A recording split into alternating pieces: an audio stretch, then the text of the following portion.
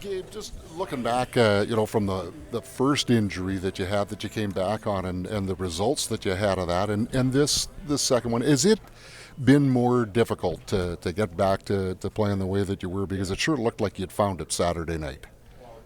Um, oh, you thought I had it Saturday night? Yeah, well, I thought, the first period Saturday night, yeah, you played pretty well. Obviously, you would disagree then. No, obviously, I mean, I think just playing with confidence, and I don't know if it had to do with injury now. I mean, everyone had a break. I came back after the break. I think you just gotta you go through stretches. Everybody goes through them throughout the year. This is kind of one of those times for me where, I'm not generating as much. I think that's the most obvious thing that I'm focusing on is not just I'm not putting up points, but I'm not creating as much. I'm not helping my line mates as much maybe. So I think there's certain things that I'm been watching a lot of video and trying to focus on, and hopefully I can get out of this. But I mean, at the end of the day, obviously I'd like to put up a point every game or score or whatever. I think everyone would, but if the team's winning, that's what's most important. And I think we were coming off that stretch. It was huge to get a win. And then back to the original question, did you feel differently coming off the first injury than you have coming off this one, which wasn't as long?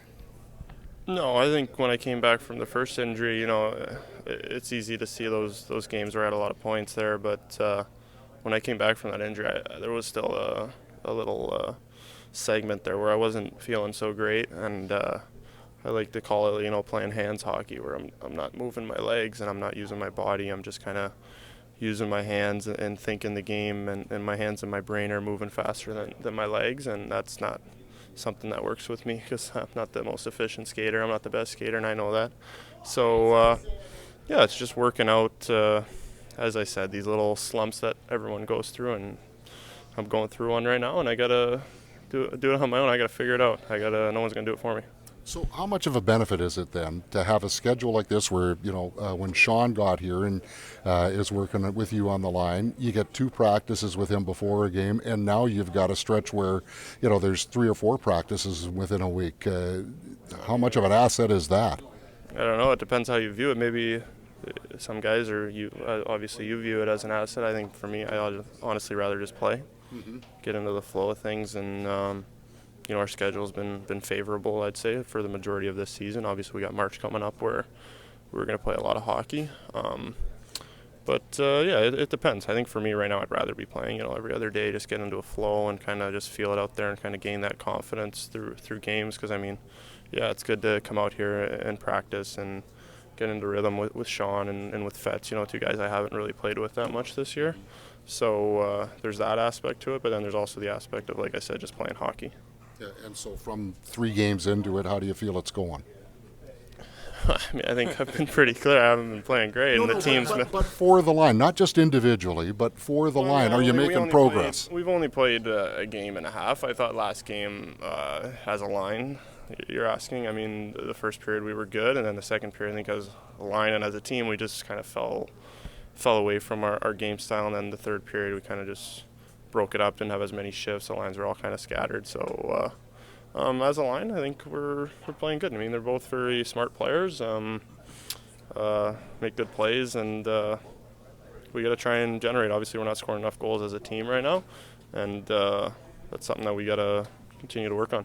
Given what we've seen from you in your time here, your ability in tight around the net, your reaction time, all those things, a lot of the success you've had here has come like right in front of the net. When you're in a place where you're clearly not happy where your game is, I don't think it's, you don't want to turn the brain off and not add the hockey IQ into there, but is a cheat code to kind of getting back to where you want to be, just getting to the front of the net and trying to let your hands take over?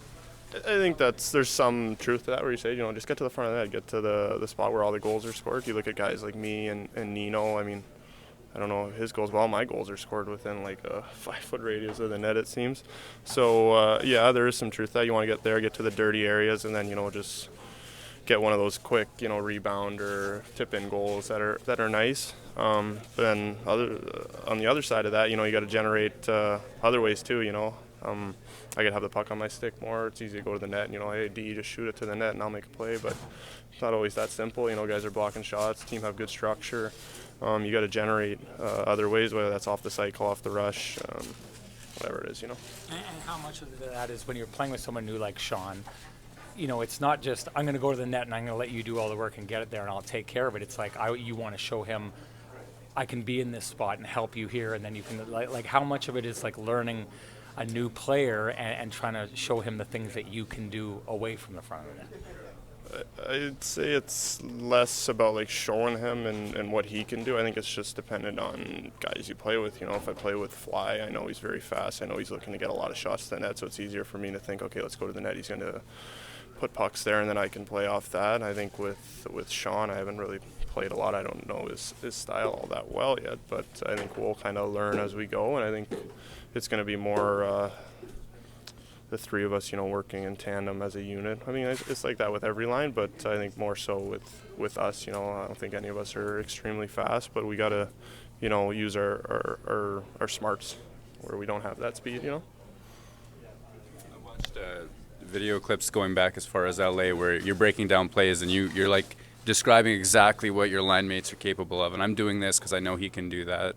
What is the learning process like? Do you just need to play a bunch of games? Are you having lots of extra chats? Have you pulled up Sean Monahan clips? Like, what does the process actually look like?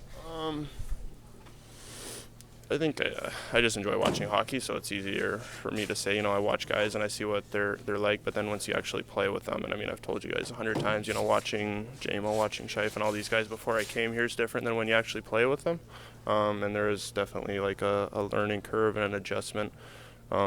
Playing with different guys. Each guys have different tendencies and what they like to do and kind of what their playing style is. So yeah, I don't know, I enjoy watching hockey. So.